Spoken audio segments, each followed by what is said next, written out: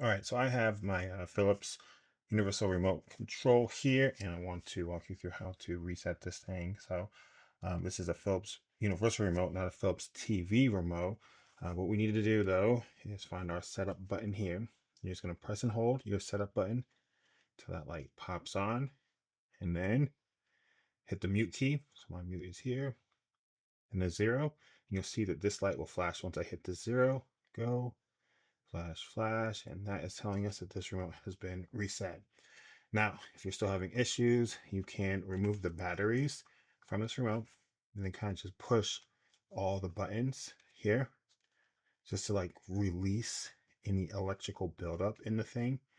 Put the batteries back in and then see if it works. I'll link a video on how to set up the Philips remote somewhere on the screen. You can follow that if you need to set this thing back up. But super easy, guys. I hope it helps. If it does, if you could, like the video, subscribe to the channel. See you next time. Bye.